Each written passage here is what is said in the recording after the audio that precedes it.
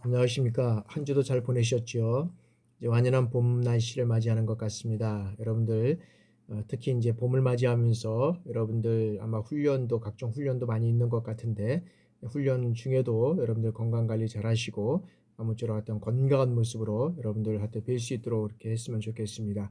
이번 시간에는 제6장 청소년 문제에 대한 어떤 지도에 대해서 우리가 한번 알아보도록 하겠습니다. 자, 청소년 문제에 대한 지도는 우리가 청소년 문제의 이해부터 그다음에 인터넷, 약물, 가출, 유해 환경 이런 순서로 우리가 함께 살펴보도록 하겠습니다. 자, 청소년 문제 이해에서 문제 해결 학습이라는 무엇이냐라는 거죠. 자, 문제 해결 학습이란 사실 어떤 말에서는 이 문제 속에서 문제를 바르게 해결할 수 있는 이 능력을 기르기 위한 학습 형태다라고 우리가 말씀을 드릴 수 있습니다. 그것이 뭐냐면 자, 문제를 이 반성적 사고에 의해서 의욕이라든지 이 곤란을 제거하고 현실과 가능성 사이에서 대립이 없고 조화적인 이 통일을 얻는 것을 말한다라고 우리가 말씀드릴 수 있다는 것이죠. 그래서 문제 해결 학습이라는 것은 문제 속에서 이 문제를 해결할 수 있는 능력을 기르는 이런 학습 형태다라고 우리가 알아두시면 되겠습니다. 그러면 자, 문제 해결의 학습 형태에는 장점과 단점이 있다. 그래서 장점을 먼저 우리가 한번 살펴보면 자, 직접 부딪히는 생활 문제를 학습의 소재로 하기 때문에 실제적으로 이 구체적인 행동과 직접 경험에 의해서 진행된다라고 볼 수가 있는 거고요. 두 번째는 자, 교재의 어떤 논리적 체계에 얽매이지 않고 학습자의 어떤 심리적 계통에 따라서 학습되기 때문에 흥미롭고 그다음에 이해하기 쉽고 실생활과 관련된 이 학습이 된다라고 우리가 볼 수 있다는 거죠. 그러니까 문제 해결이 학습의 어떤 방법에 있어서는 장점은 실질적으로 보면 직접 경험을 통해서 이런 것들이 이루어져 가고 그다음에 실생활과 관련된 이런 학습이 이루어져 가고 있다는 거죠. 그리고 전인 교육의 어떤 실천적 바탕이 된다. 그리고 협동적인 학습 활동에 의한 이 민주적인 생활 태도가 배양된다라고 우리가 볼 수 있다는 거죠. 자, 그러면 단점은 어떤 것이 있느냐? 자, 문제 해결 학습은 충실한 어떤 계통적 기초 학력을 기르기가 어렵다. 그러니까 뭐냐 하면은 실적으로 본 경험이라든지 어떤 그런 그 실생활과 관련된 학습을 하다 보니까 이런 어떤 충실한 이런 그 계통적 기초 학력을 기르기가 어렵다라고 보고 있다는 것이고요. 그다음에 이 교육 현장을 혼란스럽게 하여서 학습의 방향이라든지 일관성을 잃게 한다는 것. 그리고 학습의 어떤 노력에 비해서 이 성숙하는 이 능률이 낮아지므로 여기에서 지적으로 성장이 비율능률적이다라는 것을 우리가 단점으로 또 볼 수 있고요. 그 다음에 어떤 진보라든지 발전하는 이런 학문의 성과를 조속히 학습할 수 없다라고 우리가 볼 수 있는 거죠. 그러니까 진보는 여기에서는 어떤 그런 이념적인 것을 말씀하는 게 아니라 학업에 대한 어떤 그런 진보, 성장, 발전 이런 거를 조속히 어떤 면에서는 학습할 수 없다라고 우리가 볼 수 있다는 거죠. 자, 다음에는 자, 문제 해결법에서 어떤 교사와 학생과의 어떤 관계를 우리가 한번 살펴보도록 하겠습니다. 여기에서는 자, 문제 해결에서의 교사 학습과의 관계에 있어서는 교사의 조력에 의해서 학습자가 문제를 어떻게 돼요? 선택하고 결정하는 것이다 라는 것이고요. 그 다음에 두 번째는 교사의 조력에 의해서 학습자가 어떻게 돼요? 분석하고 검토하고 적당한 자료를 수집한다 라는 것이고요. 그 다음에 자, 교사의 숙련된 지도 아래서 학습자가 어떻게 돼요? 모든 자료를 조사하고 비교하고 여기는 판정한다라는 것이고요. 그 다음에 학습자가 자료를 여기에는 조직해서 이 결론에 도달하는 이런 것들을 이제 문제 해결에서 교사와 학생과의 어떤 관계에서 이런 것들이 이루어져 가고 있다라고 우리가 볼 수 있고요. 자, 문제 해결의 접근법을 우리가 한번 살펴보도록 하겠습니다. 문제 해결의 접근법은 최소한의 접근법과 최대한의 어떤 접근법으로 나눠서 먼저 최소한의 접근법을 한번 살펴보도록 하겠습니다. 자, 최소한의 접근을 이용해서 의사 결정을 하는 사람은 문제 상황에서 단순히 눈에 보이는 어떤 1차적인 문제만을 해결하기 위해서 손쉬운 해결법을 선택한다라는 것이고요.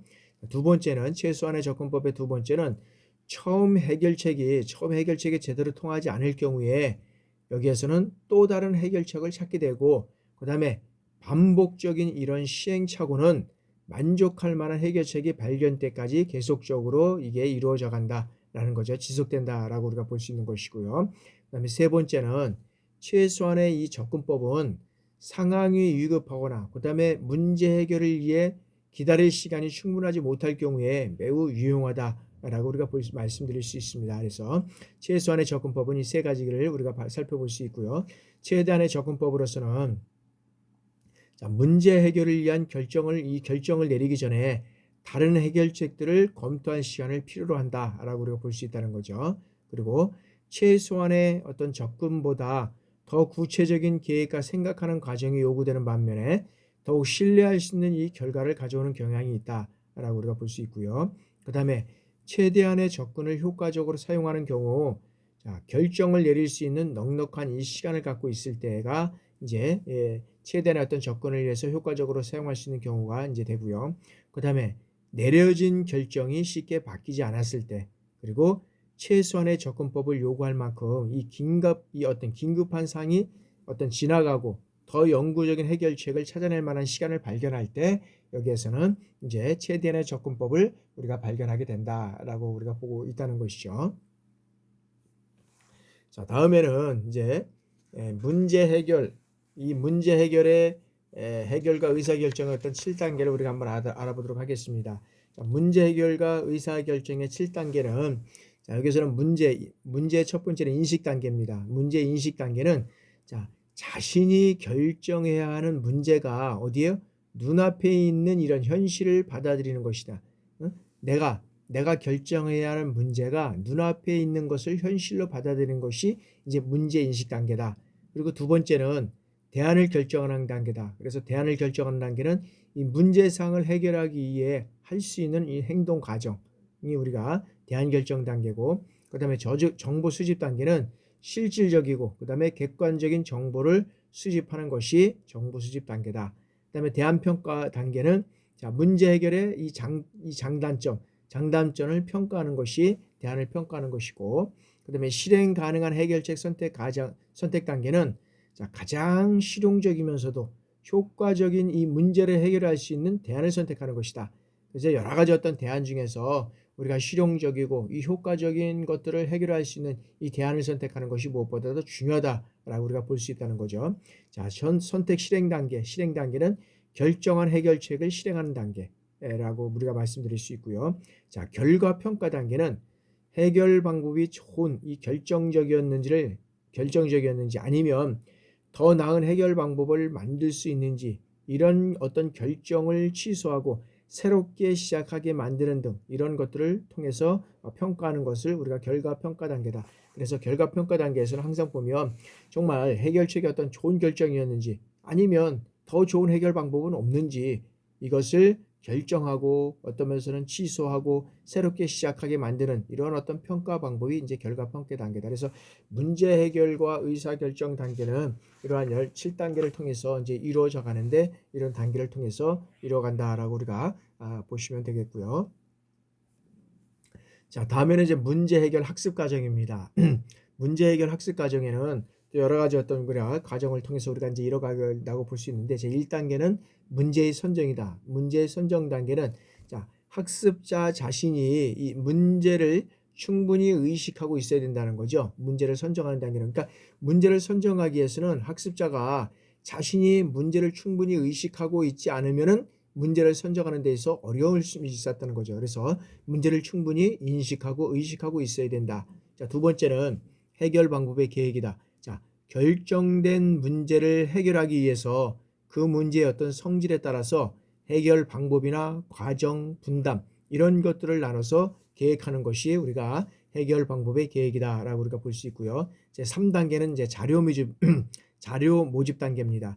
계획에 따라 문제에 관련된 자료를 조사하고 그다음에 문헌이나 어떤 실험 이런 실증을 통해서 수집하는 단계가 이제는 자료 어떤 모집 단계가 이제 단계가 될 수 있고요. 다음 4단계에 있어서는 활동의 전개 단계다. 그래서 모집한 자료를 가지고 관측하고 실험하고 조사 연구를 위해서 이 어떻게 해요? 의욕에는 이 의욕을 가지고 있는 여러 가지 어떤 문제를 해결하고 실제적으로 활동하는 단계가 이제 여기는 이제 활동의 전개 단계고 제5단계는 결과를 검토한다. 자, 활동한 어떤 결과를 정리한 것을 이제는 검증하는 단계죠. 그래서 그 결과를 어떻게 돼요? 다시 재검토하면서 응용도 해보고 나아가서 재인식도 해보는 이런 단계가 이제 결과의 검토다라고 우리가 이제 볼 수 있는 거죠. 자, 여기에는 이제 방법에는 이제 우리가 귀납적 방법과 이제 연역적 방법을 우리가 사용한다라고 우리가 볼 수 있는데요. 이 귀납적 방법이라는 것은 자, 이미 이루어진 어떤 결론이라든지 이 원리를 특수한 사실에 적용하는 방법이 우리가 귀납적 방법이고, 연역적 방법은 자, 일반적이고 원리적인 것을 전제로 해서 이것을 어떻게 돼요? 특수한 사례에 적용해서 이 결론을 얻으려는 방법이다. 이미 귀납적 방법은 결론이라든지 원리를 어떻게 돼요? 특수한 사실에 적용하는 방법이 이미 결론 나와 있는 것을 갖다 적용하는 것이고요. 연역적 방법은 이런 것들을 통해서 일반적인 어떤 원리라든지 이런 것들을 통해서 이제 거기에 사례를 통해서 적용하는 단계입니다. 이게 이제 방법이 좀 틀리다는 거죠. 그런 식의 우리가 여기에서는 그 방법에는 이제 집단 문제 해결 방법에는 여러 가지가 어떤 뭐 이제 여러 가지가 어떤 그런 그 활동 단계를 이루어가는 것은 여러 가지가 있겠지만 여러 가지 이제 5단계를 통해서 이루어져 가고, 여기는 또 귀납적 방법과 연역적 방법을 통해서 우리가 살펴볼 수 있다라고 우리가 볼 수 있고요. 다음에는 자, 이제는 집단 문제 해결과 의사결정 방법이다. 그래서 여기에는 첫 번째 전통적 방법은 뭐냐면, 자, 전통적인 방법을 어떤 그룹 토론, 여기는 전통적인 방법은 실적으로 보면 뭐예요? 그룹 토론이죠. 실적으로 보면 자, 집단 문제 해결하고 의사결정을 하는 데 있어서 보면 실질적으로는 여기에서는 위에서부터 밑에서 이렇게 내려오는 상하 이렇게 결론을 하는 방법도 있고, 또 반대로 이제 밑에서부터 위로 올라가는 방법이 있죠. 근데 실적으로 보면 전통적 방법은 자, 이 그룹들을 토론을 통해서 마지막으로 누가 합니까? 어떤 최고 결정권자가 이제 결정을 하잖아요. 결정을 하잖아요. 그래서 자, 단지 어떤 한 개의 해결 방안을 위해서 다수결에 의한 투표를 실시한다. 그러니까는 방법은 여러 가지 대안을 선택하는 것이 아니라 여기에는 뭐게 한 개의 해결 방안을 위해서 다수결에 의한 투표를 한다라고 우리가 볼 수 있다는 거죠. 전통적 방법은. 자, 다음에는 이제 브레인스토밍. 이 브레인스토밍 방법은 뭡니까? 자, 문제를 이 브레인스토밍이라는 것을 우리가 요즘 많이 이제 이렇게 하는데, 자, 문제를 해결하기 위해서는 어떻게 됩니까? 혼자만의 어떤 구상보다는 여러 사람이 함께하는 방법이 더 효과적일 수 있다라는 거죠. 그래서 과거의 전통적 방법은 이게 어떤 면에서는 상하 방법, 그다음에 여기서 이렇게 올라오는 방법도 있겠지만 실제로 보면 거의 전통적 방법은 이런 방법을 사용했잖아요. 근데 이제 브레인스토밍은 이제 문제를 해결하기 위해서는 한 사람보다는 여러 사람의 어떤 그런 함께하는 방법이 더 효과적이다라고 우리가 이제 볼 수 있다는 거죠. 그래서 요즘에는 이런 브레인스토밍 이런 방법들을 많이 사용하고 있다. 그래서 자, 문제 해결이 어떻게 돼요? 평가 없이 다양한 대안을 제안하는 과정이다라는 거죠.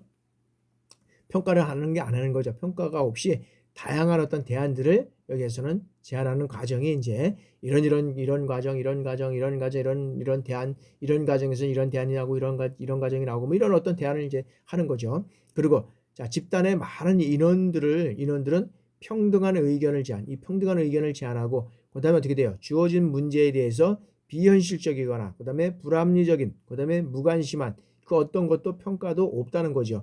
그래서 실적으로 보면 다양한 어떤 의견들을 나온 걸 가지고 여기서는 제안하고 그것을 우리가 이제 이루어져 가는 거죠. 그래서 이 평가는 모든 제안이 만들어지기 전까지 이제는 판단되지 않는다는 거죠. 그래서 한 번에 의해서 모든 것들을 그룹 토론에 의해서 이 한 개의 해결 방안을 위해서 이 투표를 하고 이런 게 이루어져 가는 것이 아니라 브레인스토밍은 이 혼자만의 생각을 여러 가지 혼자만의 생각보다는 다양한 여러 사람들의 어떤 함께하는 방법을 통해서 이런 대안을 선정을 하고 그다음에 다양한 의견을 제시하고 그것이 그래서 어떤 그래서 판단에 이루어지지 않고 평가에 이루어지는 여러 가지 어떤 그런 결과를 가지고 우리가 이루어져는 가는 방법을 우리가 이제 브레인스토밍 방법이라고 얘기를 한다. 아직까지도 목이 좀 잠겨 있어가지고 목이 계속 이제 그런데 하여튼간에 여러분들 불편해도 또 잘 들어주시길 바랍니다. 자, 델파이 기법입니다. 이 델파이 기법은 자, 뭐냐 하면은 연속적인 어떤 익명의 조사표를 통해서 투표를 하는 것이다. 그래서 자, 뭐냐 하면은 자, 집단 구성원들이 서로 어떻게 해요? 대면하지 않는 대신에 의견을 어떻게 돼요? 익명으로 하는 거죠. 익명으로 제시한 후 여기에서 일치할 때까지 혹은 의견이 어떤 중앙값이 안정적일 때까지 여러 번 반복해서 계속적으로 이루어져 가는 거죠. 그래서 대면을 하지는 않지만 의견을 익명으로 계속적으로 제시하고 그것을 일치할 때까지 여러 번 반복적으로 계속적으로 이루어져 가는 것을 우리가 델파이 기법이라고 얘기를 한다. 그래서 집단이 토의를 독점하거나 그다음에 자신들의 의견을 고집하는 이 구성원으로부터 어떻게 해요? 보호를 받을 수 있는 이러한 장점이 있다. 그래서 한두 사람의 의견을 여기에서 고집하는 것이 아니라 여러 가지 다양한 의견들을 여기에서는 제시할 때 그것이 일치할 때까지 계속적으로 여러 가지 이루어져가는 반복적으로 이루어가는 것을 우리가 델파이 기법을 통해서 이루어져 간다라고 우리가 볼 수 있다는 거죠.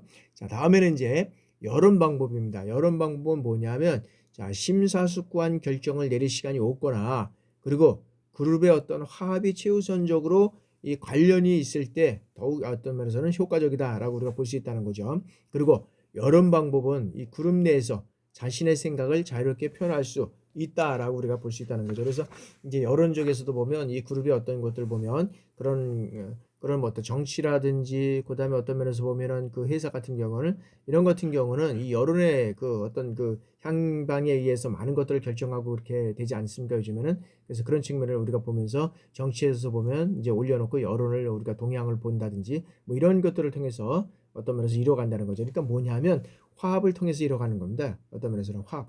그럴 때 화합이 최우선적으로 이루어질 때 이런 것들이 효과적이다 이거는 거죠. 그래서 특히 이제 뭐 우리나라도 이제 보면 뭐 정치적인 측면에서 보면 이제 새롭게 이제 대통령 당선이 이루어갔지만은 최선을 하는 게 뭐냐면 협치 뭐 이런 것들을 통해서 이루어간다라고 우리가 통해서 봤을 때는 여론의 어떤 그런 방향 여론의 어떤 조성하는 이론들을 통해서 이뤄가는 것들을 우리가 이제 볼 수 있다라고 말씀드릴 수 있다는 거죠. 자, 다음에는 이제 구조적 그룹 형성이다. 자, 조직화된 선거 방식을 통해서 이 평가 대안을 산출하는 과정이다. 그러니까 조직화된 선거 방식을 통해서 평가 대안을 선택하는 과정이고, 자, 그룹 이름을 내걸고 하는 상호작용이고, 그 다음에 자, 해결책의 목적은 어떻게 돼요? 토론을 위한 것이 아니라 설명을 위해서 필요한 것이다. 라는 거죠. 그래서 자, 그룹이 투표를 해서 어떤 최상의 5가지 아이디어를 이제 결정해서 그것을 어떤 면에서는 이루어가는 것을 우리가 이제 순차적으로 이루어가는 것을 우리가 말씀드릴 수 있다. 그래서 구조적 그룹 형성에서는 여러 가지 어떤 그런 평가 대안을 산출하고 상호작용을 통해서 이루어가고 토론을 위한 것이 아니라 설명을 위해서 필요한 것이고 이런 그 5가지 아이디어를 결정해서 이루어져 간다라고 우리가 볼 수 있는 거죠. 자, 다음에는 이제 청소년과 우리가 이제 인터넷 중독에 대해서 우리가 한번 알아보도록 하겠습니다. 자, 여기에서 이제 심리학자 이 영이라는 사람, 심리학자 영이라는 이 학자가 자, 미국 심리학회의 그 연례 회의에서 이제 인터넷 중독의 어떤 개념과 이에 대한 어떤 실험적인 연구를 이제 발표함으로써 공식화됐다라고 우리가 볼 수 있다는 거죠. 그래서 자, 인터넷 이 중독은 어떤 면에서는 여기에는 인터넷 어서 중독은 여기에 사용을 병리적, 강박적으로 하는 어떤 행동 패턴이다라고 우리가 말 수 있다는 거죠. 그러니까 이것은 병리적이고 강박적으로 계속적으로 행하는 행동 패턴을 우리가 말씀드릴 수 있고요. 그리고 자, 인터넷 중독은 이 인터넷 사용 시간이 지나치게 길어지는 상태를 우리가 규정하고 있다는 거죠. 그래서 인터넷에 대한 어떤 강박적인 이런 사고라든지 금단, 내성, 갈구, 사회생활, 그 다음에 여가활동, 흥미 감소, 과도한 인터넷 이것으로 인해서 생활상의 부정적인 문제 이런 것들이 나타나게 된다는 거죠. 그래서 중독적인 어떤 행동 양상과 의존 증상이 계속적으로 일어나는 현상들. 그래서 이거를 계속적으로 하게 되면 어떻게 돼요? 시력 저하라든지 수면 장애 이것을 통해서 신체 증상이 나타나고 인터넷 때문에 어떻게 됩니까? 경제적으로, 가족적으로, 학업적으로, 사회적으로, 직업적 생활에서 어떻게 방해가 되고 있고 여기에서는 우리의 삶을 통해서 여기에서는 어떤 면에서는 고통을 주는 장애가 일어날 수 있다라고 볼 수 있다는 거죠. 그래서 실적으로 보면 이제 요즘 보면은 우리 그 젊은 친구들 보면 처음에도 보면 인터넷에 처음에 나왔을 때 보면 그것을 그 어떤 면에서 보면은 그것을 자동적 자체적으로 어떤 면에서는 그것을 제어하는 어떤 그런 것들이 이루어져 가야 되는데 그러지 못하는 경우가 많이 있었잖아요. 그래서 인터넷을 통해서 여러 가지 중독적인 현상이 많이 나타날 수 있고 이것이 어떤 면에서는 인터넷이 우리가 어떤 면에서는 생활을 하는 데 있어서는 어떤 면에서는 하나의 어떤 그런 중요한 어떤 수단으로서 우리가 인터넷을 사용하고 있지만 그러나 여기저기는 병리적이고 강압적인 형태를 통해서 실적으로 보면 어떤 삶에 방해를 주는 고통을 주는 이러한 장애 요소까지가 우리가 갈 수 있다는 거죠. 이러한 측면에서 우리가 잘 한번 우리가 살펴봐야 되겠고요. 자, 그래서 인터넷에서 중독되는 원인을 여러 가지 어떤 학자들이 우리가 보고 있는데 이 슐러라는 사람이 있습니다. 슐러. 이 사람은 자, 인터넷이 인간의 욕구를 충족시켜 주기 때문에 인터넷에서 빠지게 된다고 우리가 이제 보고 있다는 거죠. 그러니까 인터넷이 어떻게 돼요? 우리의 욕구를 충족시켜 주는 거예요. 과거에 보면 우리가 인터넷이 처음 나왔을 때는 컴퓨터 데스크탑에서 여기에서만 인터넷에서 컴퓨터를 설치해서 이루어져 갔지만 이거를 떠나서 이제는 모든 가상 공간에서 모든 것들이 이루어져 가고 있잖아요. 이제는 핸드폰 하나만 있으면 모든 것들을 이루어져 가고 있다는 거죠. 그러니까 인터넷 핸드폰 하나만 있으면 나의 욕구를 모든 것들을 여기서 충족시킬 수 있다는 거죠. 그렇게 보고 있다는 거죠. 슐러는. 그다음에 킹이라는 사람은 자, 독특한 어떤 대인관계, 그다음에 의사소통, 그다음에 가상세계에서 어떤 익명성이라는 이러한 인터넷 특성이 인터넷 어떤 중독을 일으킨다라고 하고 있다는 거죠. 그래서 어떤 면에서는 이거 인터넷을 계속하다 보면 대인관계 능력이 떨어진다는 거죠. 대인관계 능력이 떨어지고 그다음에 여기에서 보면 대인관계 능력이 떨어지고 의사소통 능력이 떨어지고 그다음에 어떤 면에서는 가상세계에서의 어떤 익명성이라는 이런 걸 통해서 이루어져 가게 되다 보니까 여기에서는 이제 어떤 그런 중독성 이런 것들을 일으키게 된다라고 보고 있고요. 다음에 이제 우리가 영이라는 사람 또 봤잖아요.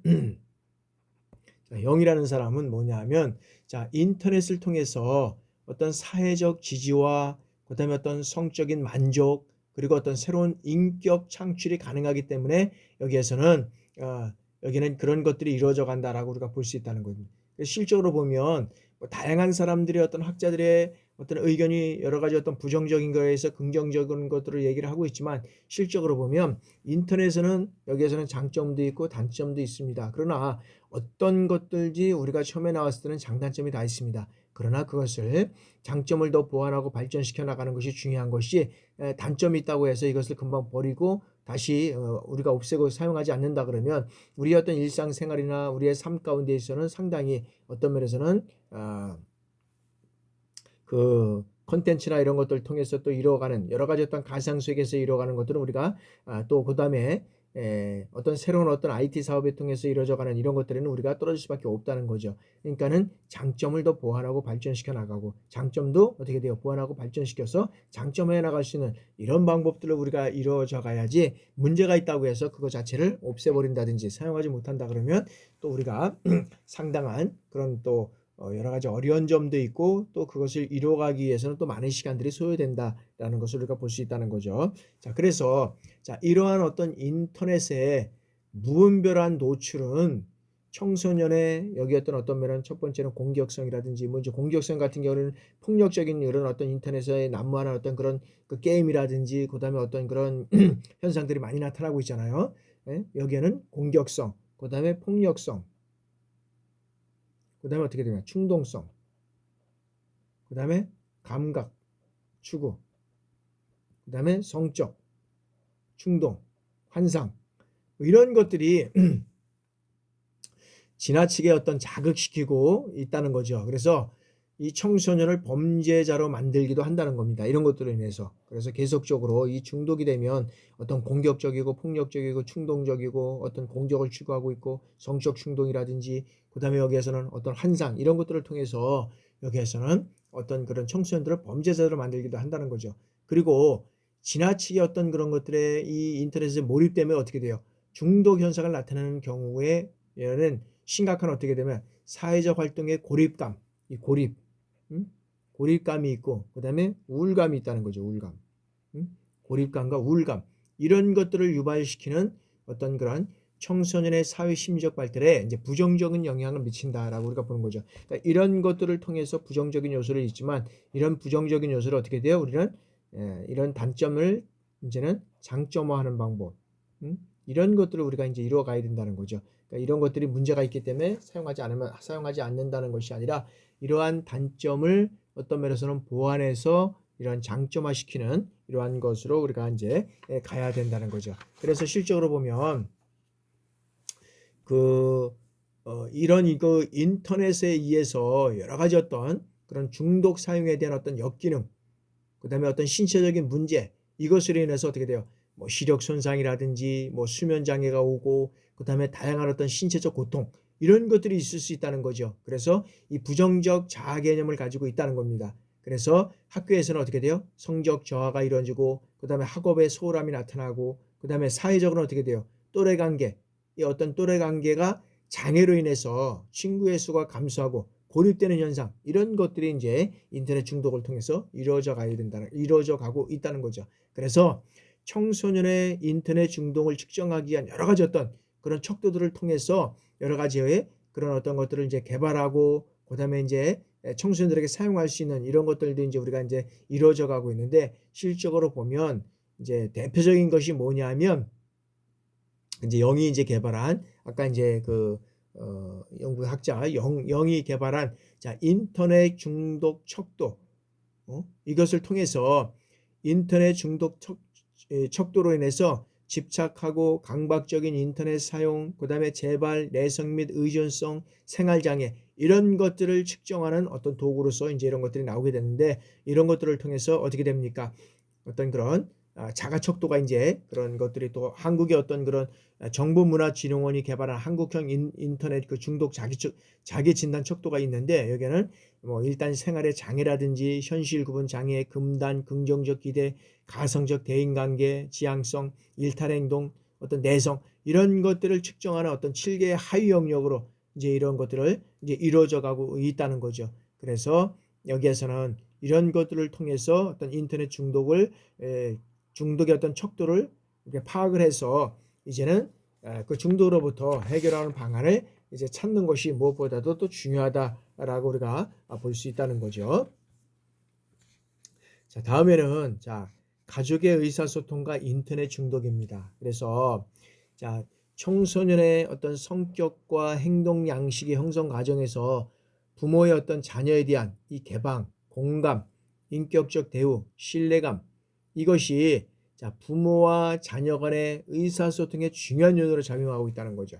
그래서 청소년들과의 어떤 그런 청소년들이 여러 가지 어떤 그런 인터넷뿐만 아니라 사회생활을 하는 데 있어서는 이 부모와 자녀에 대한 어떤 그런 관계가 어떻게 되느냐, 그게 개방적인 것이냐, 그리고 어떤 거에 대해서 공감을 하고 있느냐, 그리고 자녀를 부모가 인격적으로 대우가 있느냐, 그리고 자녀가 어떤 면에서는 여기는 부모가 자녀를, 이거 같은 거죠.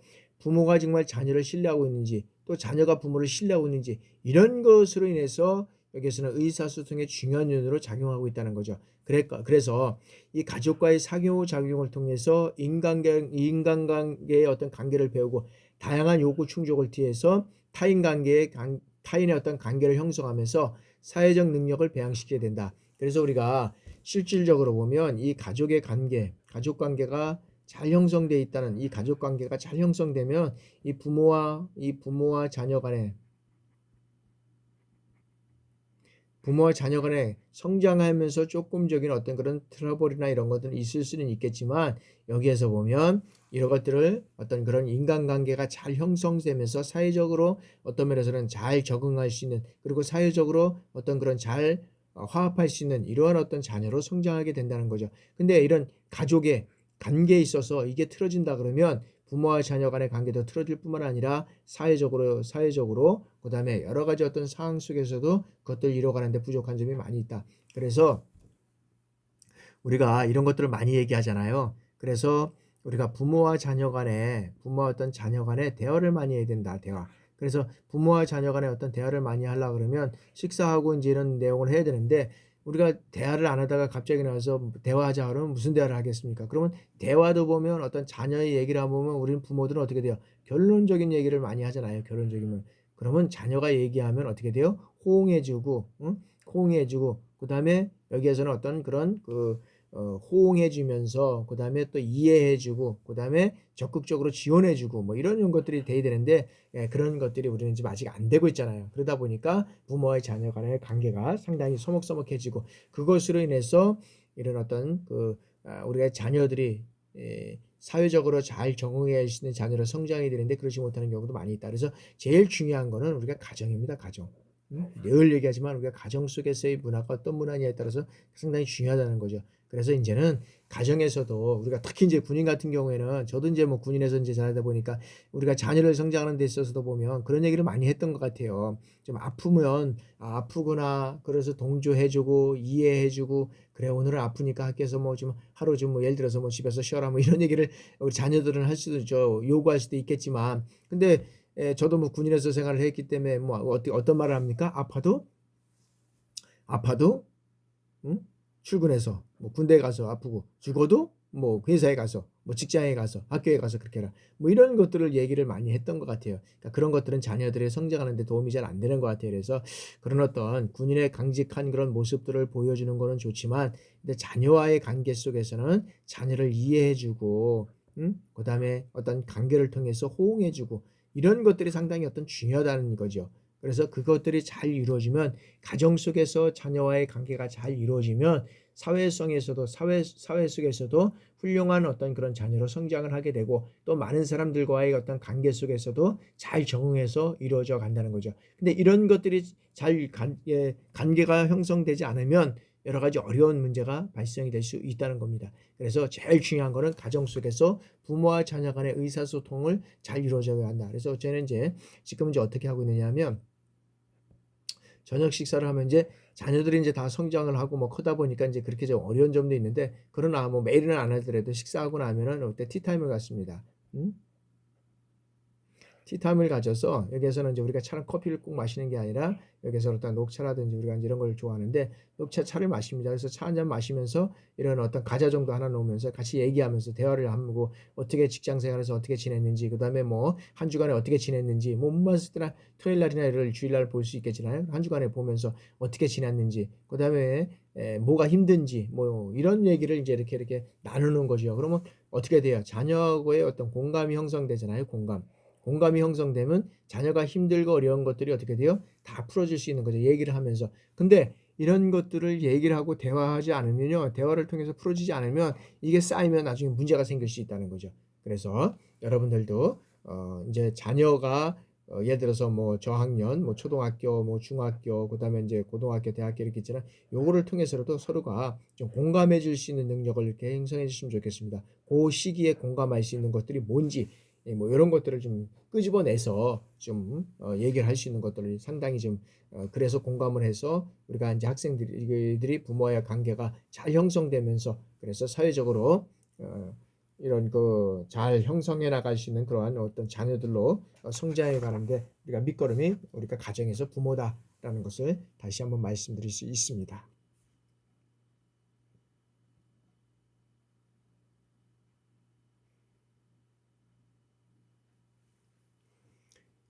자, 다음에는 이제 이 청소년과 어떤 그런 약물을 한번 우리가 살펴보겠는데, 아까 그 이제 청소년 가족의 의사소통과 인터넷 중독에서 자, 부모와의 어떤 의사소통에 있어서 어떤 그런 그 부모와의 의사소통이 문제가 있는 청소년이 인터넷 중독에 이제 높은 것으로 우리가 나타났다고 이제 말씀드릴 수 있고요. 그다음에 다시 한번 조금만 요거 이제 진행하기 전에 자, 부모와의 의사소통이 원활하지 않을수록 어떻게 돼요? 인터넷 중독에 빠지는 경향이 많다는 거죠. 그래서 평소에 자녀의 어떤 상호적인 의사소통이 잘 되지 않으면 인터넷을 이용하는 것에 대해서 어떤 면에서 보면 통제하고 간섭하고 할 때 청소년은 어떻게 돼요? 인터넷에 더 중독되는 이런 현상들이 일어나게 된다는 거죠. 그래서 여러 가지 어떤 학자들, 우리 교수들이 얘기하는 거 보면 자, 부모와의 원활한 의사소통을 하고 있는 청소년들은 인터넷 음란물 접촉 경험이 어떤 면에서는 그래도 잘 되고 있는 경우는 자녀는 31.9%.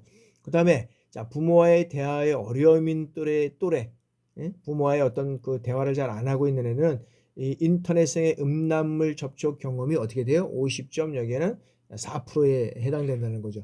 그러니까 실질적으로 부모와의 관계가 있는데도 이 시기에는 보는 것 같아요.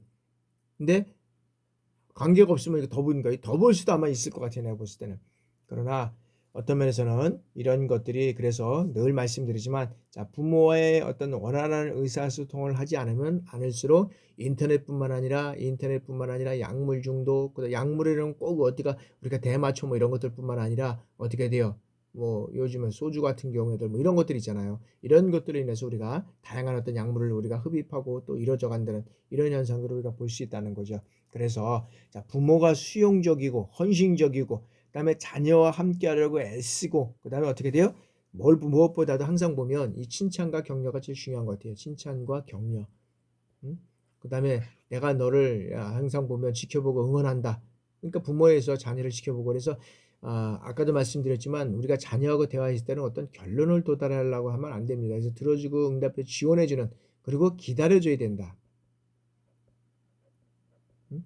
기다려줘야 되는 게 제일 중요한 것 같아요. 이 부모가 자녀가 성장해서 우리가 부모는 이 자녀의 시간을 우리가 어떤 면에서는 성장 과정을 우리가 겪어왔잖아요. 그러니까 얘기를 할 수 있는데 자녀는 그렇지 않다는 거죠. 그러니까 경험해 보지 않은 것을 하나씩 경험해 가면서 가잖아요. 그러다 보니까 이제 어려움이 있다는 거죠. 그래서 우리는 어떤 면에서는 이 결론을 도달하기보다는 그래서 이런 것들을 하나하나 지원해주고 격려해주고 칭찬해주고 그러면서 이렇게 기다려야 된다는 거죠. 그래서 기다릴 때 우리의 자녀들이 그만큼 또 성장해 와서 따라올 수 있다는 거죠. 자, 그 다음에 우리가 이제 약물에 대해서 청소년과 약물에 대해서 한번 알아보도록 하겠습니다. 자, 청소년과 약물에 대해서는 자, 우리가 약물은 일반적으로 어떤 주사나 약, 그 다음에 어떤 면에서 병을 치료하는 의학적 목적으로 사용하는 용도의 어떤 물품에도 쓰이지만, 그 다음에 농약 등 이 생물을 제거하기 위해서 쓴다. 그래서 여기에서는 또 히로뽕이라든지 대마토종 이러한 마약류도 약물이라는 용어에서 우리가 사용되고 있다라고 우리가 볼 수 있다는 거죠. 그래서 약물과 관련해서 사용하는 용어는 보통 어떻게 돼요? 오용, 남용, 의존, 중독 이런 용어를 우리가 이제 붙여서 약물 사용, 그다음에 약물 오용, 그다음에 약물 남용, 그다음에 약물 의존, 그다음에 약물 중독 이런 것들을 통해서 이제 이뤄가고 있다라고 이제 보고 있다는 거죠. 그래서 자, 이런 어떤 단어들은 자, 미국 의사협회의 이 약물 남용에 대한 어떤 정의를 우리가 살펴보니까 자, 의학적 감독 없이 스스로 약물을 복용하는 것이다. 응? 약물 남용에 대해서는 보면은 의학적으로 누구예요? 의학적 감독 없이. 그러니까 의학적 감독이라는 건 뭐야? 의학적 감독이라는 것은 의사의 어떤 처방, 응?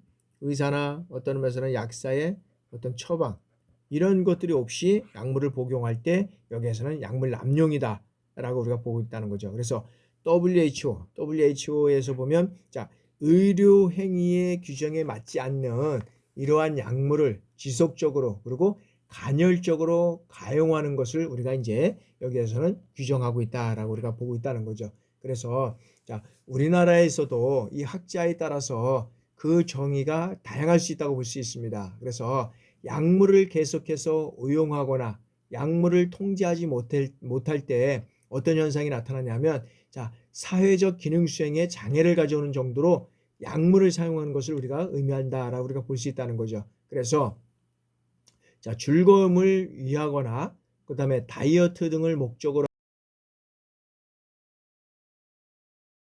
상황적으로 사용하는 경우에도 이제는 어떤 면에서는 약물 우리가 포함된다 이렇게 볼 수 있다는 거죠. 그래서 의학적 상식이나 어떤 법규 그다음에 사회적 간섭 이런 것들로부터 일탈해서 어떤 쾌락의 추구를 위해서 약물을 사용하는 것을 우리가 이제는 약물 사용에 대한 것들을 우리가 정의를 하고 있다라고 우리가 볼 수 있다는 거죠. 그래서 자, 약물 남용은 법으로 규제되어 있는 이 약물을 불법적으로 사용하는 의미를 여기는 내포하는 것. 그래서 약물 중독이나 약물 의존, 그 다음에 약물 오용 이런 것과 같은 용어들과 함께 어떤 면에서는 혼재되어 사용하고 있다라고 우리가 볼 수 있다는 거죠. 그래서 여러 가지 어떤 그런 정의들을 살펴볼 때, 자, 오늘날에 사용하는 약물 남용의 계명은 뭐냐라고 봤을 때 사용하는 사람에 따라서 그리고 그 개념이 적용하는 어떤 사회에 따라서 달라진다는 겁니다.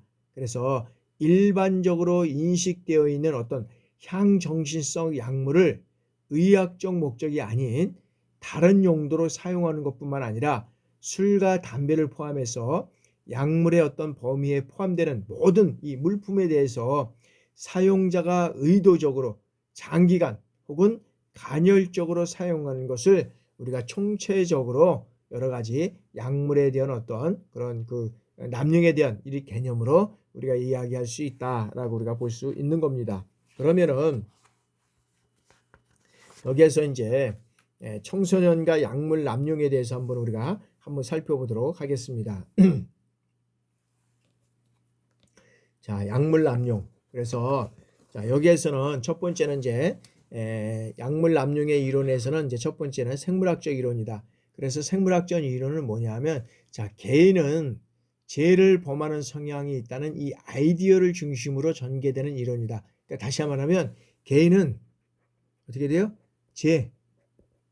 개인은 죄를 범하는 성향이 있다라는 것이죠. 그래서 인간의 행동에 관한 어떤 혈통적 그리고 부모로부터 유전된 어떤 신체적 특징 여기에 영향에 관한 이론이라고 할 수 있다.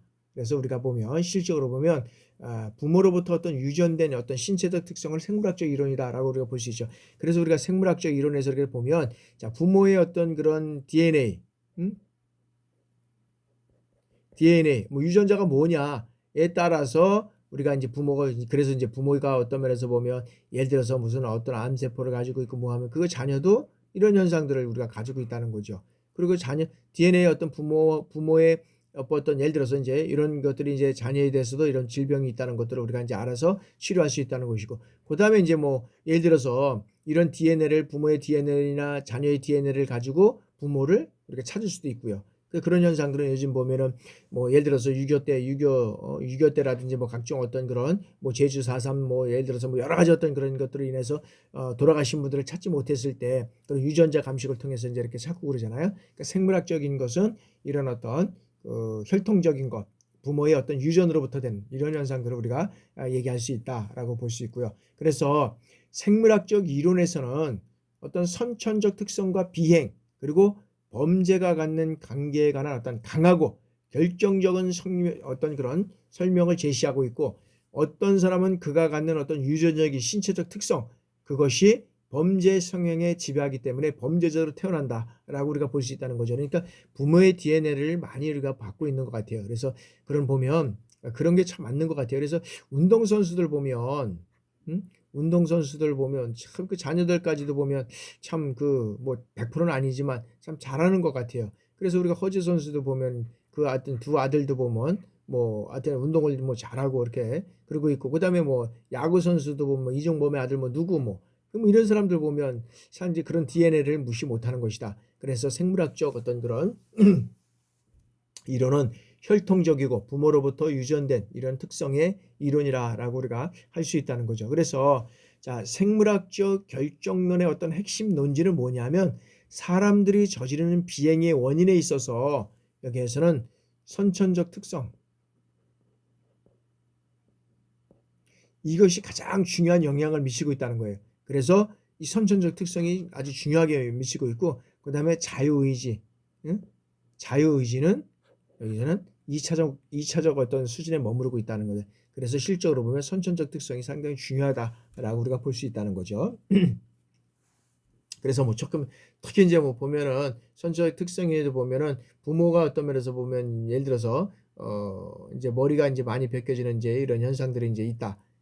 탈모 증상이 있다. 그러면 자녀들도 탈모 증상이 있고 그래서 그게 대를 거쳐가서 부모가 그랬을 때는 할아버지가 그랬을 때는 1대는 안 가고 2대에 가서 이렇게 되고 있죠. 그다음에 또 다음에 가서 이렇게 되고 있고 그런 현상들이 이렇게 나타나고 있다는 거죠. 그래서 자, 생물학적 이론 중에서 이 유전에 관한 연구는 한동안 어떤 면에서 보면 범죄학의 어떤 주요 주제가 되었다고 우리가 말씀을 드릴 수 있습니다. 그래서 어떤 그런 비행과 범죄가 가계에 따라서 대를 이어가는 이런 현상이 나타난다라고 우리가 볼 수 있다는 거죠. 그래서 어떤 가정에 있어서는 유전이 범죄의 원인으로 설명될 수 있는 이런 현상들이 있다는 거죠.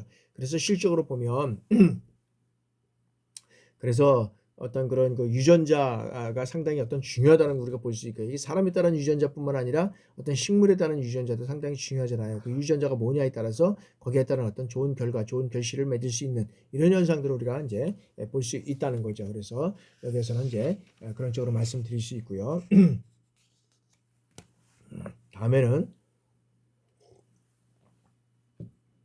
자, 심리학적 이론입니다.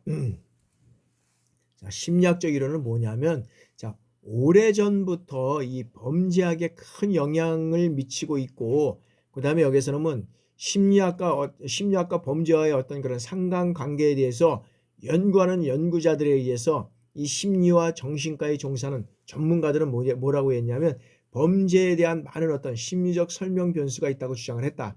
그래서 여기서는 뭐냐면, 자, 이 심리적 이론에서는 사람의 어떤 범죄의 어떤 특정, 여기에서는 개인의 환경이나 어떤 뇌화학작용 혹은 개인이 갖는 어떤 성격의 문제에서 시작된다고 주장하고 있다는 거죠.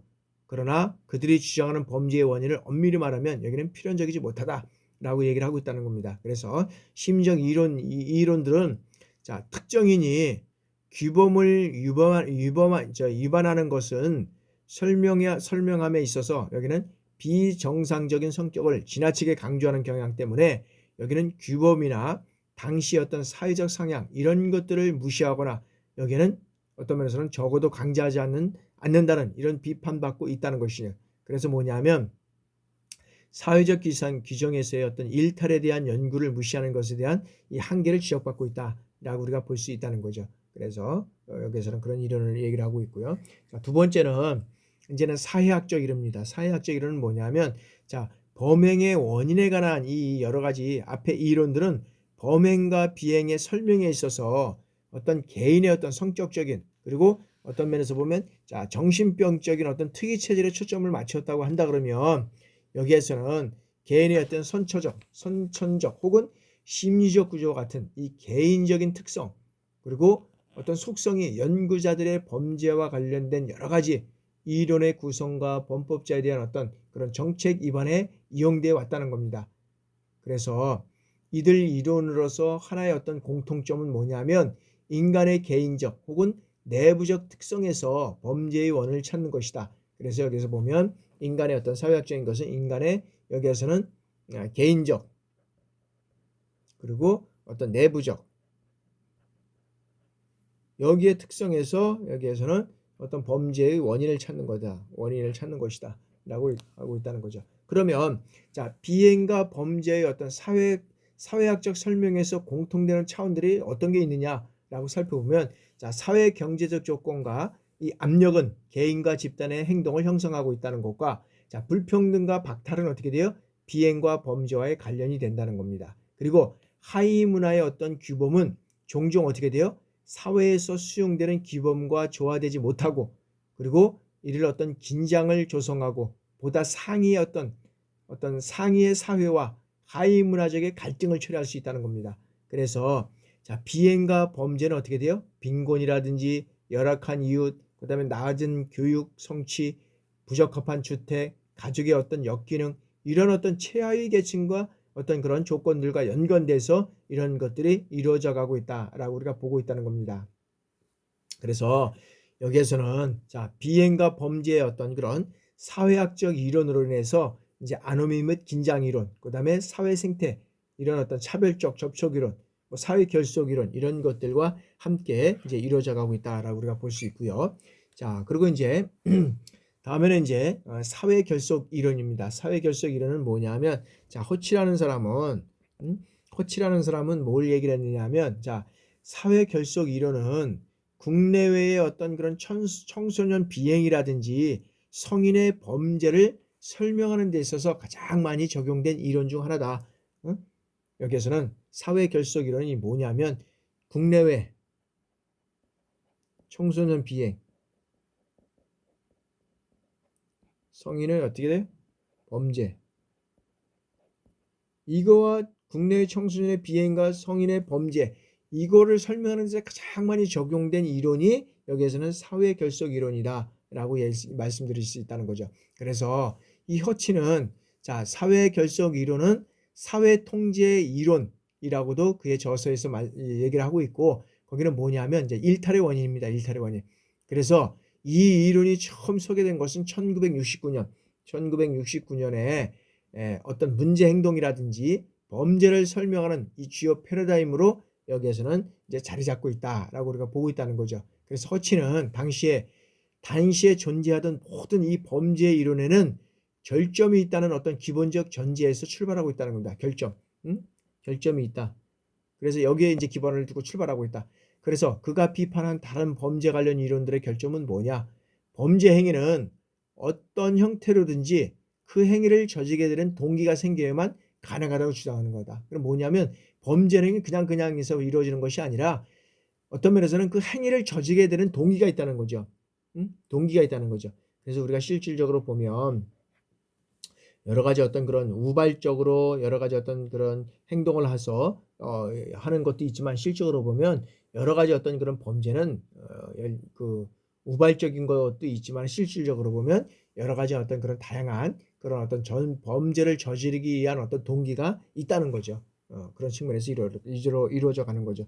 그래서 실적으로 보면 우리가 이제 보면 저도 뭐 노원구 살지만 노원구의 어떤 그런 부녀 그 살인 사건을 일단 보면 사실 이제 그 자매하고 이제 뭐 만나서 이제 있는데 헤어지자고 하니까 이제 거기에 대한 어떤 이제 문제 앙심을 품고 거기에 이제 집 주소를 찾아가죠. 집 주소도 어떻게 되냐면 택배 주소를 가지고 이제 거기서 찍어서 이제 그 집이 이제 알게 된 거고, 이제 그런 상태에서 이제 범죄를 저지르게 된 거잖아요. 그러니까 하여튼간에 어떤 범죄는 여기에는 그게 저지르게 된 어떤 동기가 있다라는 거죠. 그래서 허치는 여기에서 이제 반대되는 전제로 뭘 출발했냐면, 자, 모든 인간은 태어날 때부터 이기적이고 공격적인 방식의 행동을 통해서 쾌락을 추구하는 이러한 성품을 가지고 있다는 거죠. 그래서 누구든지 쉽게 범죄 행위를 저지를 수 있다고 가정을 하고 있다는 겁니다. 그래서 이 허치는 사회 결속 이론을 통해서 사람이라면 누구나 위법할 가능성을 잠재적으로 가지고 있다는 겁니다. 그리고 지금 우리가 살아가고 있는 이 현대 사회는 예전 사회와 비교할 때 이러한 어떤 비행이라든지 범죄 행위를 저지를 기회가 많이 주어지고 있다라고 우리가 얘기를 하고 있다는 겁니다. 그래서 이 허치는 뭐냐면 인간의 비행이라든지 범죄와 관련해서 왜 인간이 문제 행동을 저지르냐라고 묻는 것은 완전히 어떤 면에서 보면 부적절한 질문이라는 이러한 관점에서 출발하게 된다. 그래서 개인이 범죄를 저지르는 이유를 묻는 대신에 뭘 해야 되냐면, 자, 그것이 우리의 어떤 본성임에도 불구하고 왜 우리 대부분은 범죄를 저지르지 않느냐고 물어야 한다는 거죠. 왜? 아까 인간은 다 그런 어떤 것에서 출발한다고 얘기를 했잖아요. 그래서 허치에게 있어서 이에 대한 대답은 뭐냐면, 사람들이 형성하는 어떤 친사회적 가치, 그리고 친사회적 사람, 친사회적 제도, 이런 것들을 통해서 사람과의 결속에서 찾을 수 있다는 겁니다. 사람과의 결속. 그래서 자, 우리가 범죄라든지 혹은 어떤 비행을 저지르는 주위에 유혹이 있을 때 우리의 행동을 통제해서 그 유혹에 벗어나서 범죄나 비행을 저지르지 않도록 하는 것, 이것이 어떻게 되면 사회 결속이다. 허치의 사회 결속이다. 그래서 실적으로 보면 범죄를 어떤 면에서는 유혹이 있을지라도 그것을 저지르지 않도록 하는 이런 어떤 것들이 필요한 그러한 이론이 사회 결속 이론이다라고 우리가 볼 수 있다는 거죠. 자, 다음에는 이제 청소년과 가출입니다. 청소년과 가출. 우리가 10분 동안 휴식하고 계속적으로 이어가도록 하겠습니다.